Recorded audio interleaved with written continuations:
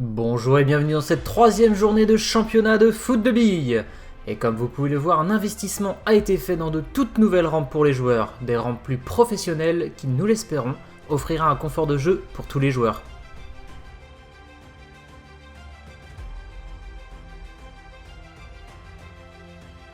Petit récapitulatif du classement, les Arlequins en tête pour l'instant dominent cette compétition, ils n'ont toujours pas encaissé un seul but. Ils sont suivis de 3 équipes au coude à coude. Il va falloir que les équipes se battent afin de ne pas se faire distancer en ce début de championnat. En bas de tableau, on peut retrouver les Lava qui n'ont toujours pas trouvé le chemin des filets et les Yeti avec le plus grand nombre de buts encaissés. En ce qui concerne les rencontres d'aujourd'hui, les Arlequins vont affronter une équipe du bas de classement, les Waves. Les Parottes seront contre les Lava. Leur coach Volcano nous a déclaré avoir remonté les bretelles de son équipe et est très confiant pour ce match. On les attend donc remonter à bloc. Ensuite, un match du bas de classement, Yeti contre Poisson. Chacune des deux équipes a besoin d'une victoire pour se remonter le moral. Après cela, les Iguanes affronteront l'équipe Aqua, deux équipes aux compositions opposées. D'un côté, les Iguanes avec la plus grosse attaque du championnat et les Aqua qui jouent beaucoup plus dans le contrôle. Un match attendu qui risque d'être très serré. Et pour finir, la rencontre Verlif contre les Zébrés, deux équipes qui ont encore tout à prouver. Et c'est parti pour la première rencontre. Est-ce que les Waves vont réussir à percer la défense de fer des Arlequins? C'est ce que l'on va découvrir tout de suite. Les joueurs sont lancés. Et c'est Sucré qui va aller ouvrir le score avec un tir parfaitement cadré. Comme on peut le revoir sous cet autre angle. 1-0 pour les Arlequins dans cette première mi-temps, mais le match n'est pas fini et les Waves peuvent encore avoir de l'espoir. Nazaré a propulsé dans les airs et retombe sur le poteau tandis que Sweet va enfoncer le score. 2-0 pour les Arlequins qui restent invaincus sans aucune contestation. 3 matchs, 3 fois 2-0. Un début de saison parfait pour eux.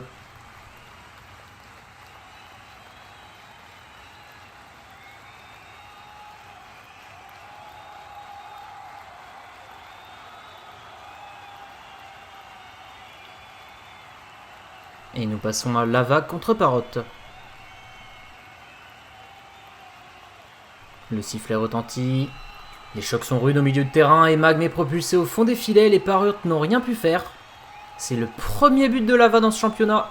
Les paroles du coach ont l'air d'avoir fait leur effet sur ses joueurs. Attention car rien n'est encore joué. Les Parottes peuvent très bien revenir en cette seconde période. Crater et Magme très bien positionnés qui vont marquer et clouer sur place les Parottes. Même si Jaco va réduire le score, c'est une victoire des Lava par 3 buts à 1. Et on peut voir sous cet autre angle un poteau d'Ara malheureusement.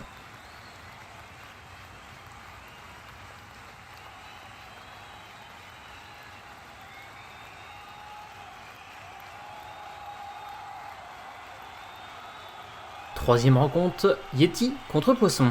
Les Yeti vont-ils réussir à aller chercher leur premier point? Attention, c'est parti. Labri qui ouvre le score, suivi de Nazon. Chemo va réduire le score, mais Hippo rentre dans le but lui aussi. Oh, mais ce n'est pas fini. Labri qui vient offrir un all-in pour les Poissons. C'est un festival de buts. Tous les Poissons y sont passés. Incroyable première mi-temps de leur part qui vient malmener les Yeti.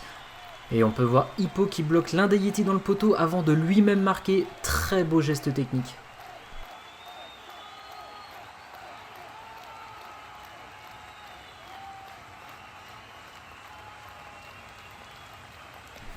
La deuxième mi-temps laisse malheureusement peu d'espoir pour les Yeti.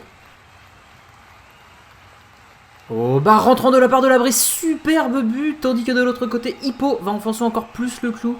Et Joe Bran va réussir à réduire le score pour l'honneur. On va pouvoir revoir ce magnifique but de Labri, un vrai régal et un match à sens unique pour les Poissons. Et les Yeti n'avaient vraiment pas besoin de ça.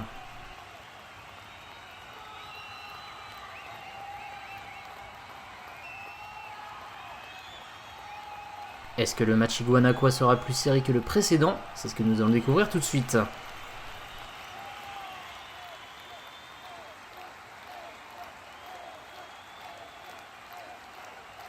Les joueurs s'élancent. Aucun Irakadé dans cette première mi-temps. Reptar va seulement s'approcher de la ligne de but, mais rien de plus.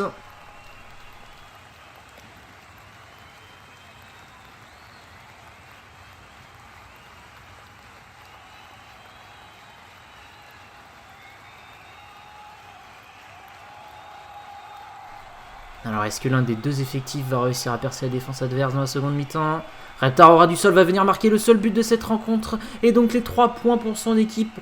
Courte victoire, mais qui fait du bien pour ne pas se faire distancer par les Arlequins en haut de tableau.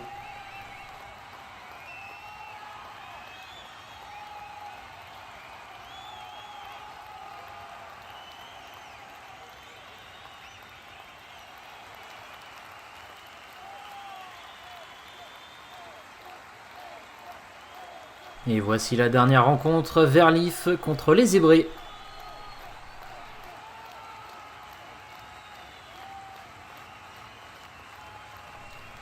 Et on est parti dans cette première période, attention. Bon, c'est Griezmann qui va aller chercher le premier but, suivi de son défenseur Mezzi qui va donner un bon avantage pour les Zébrés. Oh, ça va être dur de chercher une victoire maintenant pour les Verlif. Vont-ils en être capables ?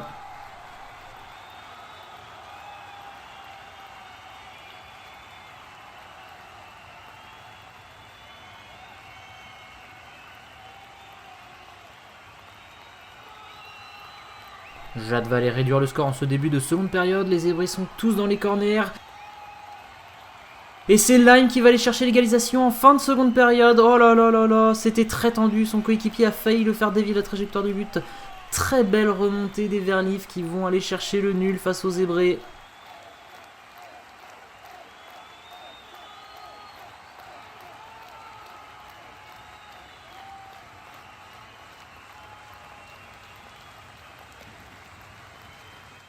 Ce qui va nous donner ce classement après la 3e journée. Le haut et le bas du classement n'ont pas vu de changement. Les Arlequins prennent un bon avantage avec déjà 5 points d'avance sur les 3e. Les Lava et Poissons qui grâce à leur victoire reviennent dans le peloton. Les Zébrés quant à eux malgré leur 8e position sont toujours invaincus et sont sur 3 matchs nuls d'affilée. Au niveau des buteurs, Sucré prend la tête avec 4 buts. 2 joueurs des Iguanes, Leizar et Reptar se retrouvent à 3 buts.